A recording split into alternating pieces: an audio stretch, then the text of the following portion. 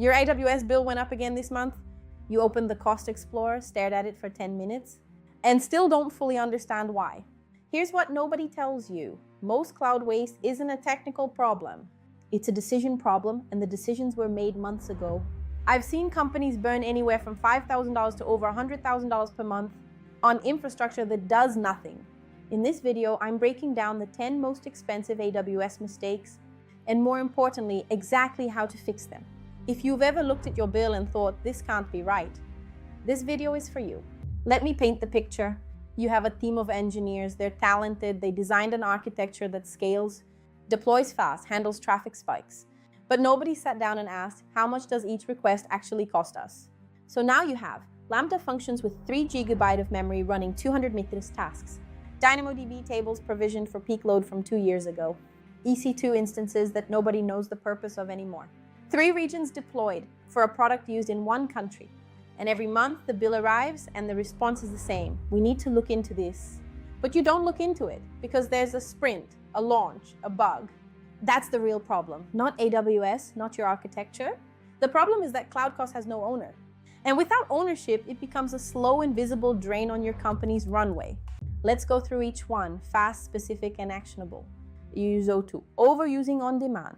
If your baseline is stable, you're paying a premium for zero reason. Break costs into units per request, per customer, per feature. That's where the waste hides. USO2, overusing on demand. If your baseline is stable, you're paying a premium for zero reason. Reserved instances or savings plans can cut that by up to 70%. So now you have Lambda functions with 3 GB of memory running 200 ms tasks. Monitor cost per invocation, not just invocation count. ASO4 idle resources, stopped instances still cost money for EBS and snapshots. This is money burning with zero value. Automate cleanup policies and set TTLs. ASO5, DynamoDB Overprovisioning. Don't pay for peak load capacity in the off-season. Switch to on-demand or configure auto-scaling properly. ASO6, every architecture decision is a financial decision. Engineering needs a cost filter. Introduce cost review into your design process, not as an afterthought, but as a constraint. USO7, API Gateway is fine at low scale. At high throughput, it's one of your biggest bills. Evaluate application load balancer for high volume APIs. It's significantly cheaper at scale. USO8, multi-region doubles your cost. Validate the business need before you replicate everything. Many architectures are over-engineered for the actual user base. Justify the cost first. USO9, data transfer is the silent killer. Each path has a different price tag.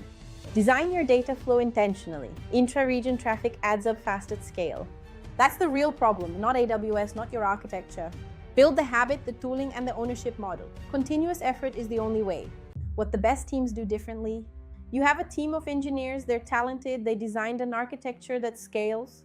O1, they think in unit economics. The best teams don't ask, how much is our AWS bill? They ask, what does it cost to serve one customer? One API call, one transaction? That shift changes everything. O2, cost has a named owner. In high-performing teams, someone is accountable, not just aware. It could be a lead engineer or a FinOps function. Without ownership, nothing changes, the bill just grows. USO3, they optimize continuously, not reactively. It's treated like performance monitoring, always on.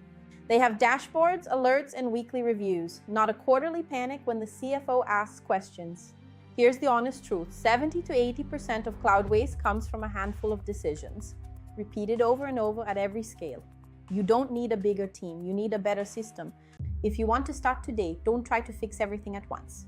Pick one service, Lambda, DynamoDB, or EC2. Open your Cost Explorer, filter by that service. Now divide the total cost by the number of requests, operations, or users. That's your unit cost. That's your baseline. Write it down, share it with your team. Then come back in 30 days and see if it moved. That single exercise has surfaced more waste than any audit tool I've seen. If this kind of thinking resonates with you, subscribe. This channel is dedicated to helping engineering teams turn cloud spend into a competitive advantage, not a liability.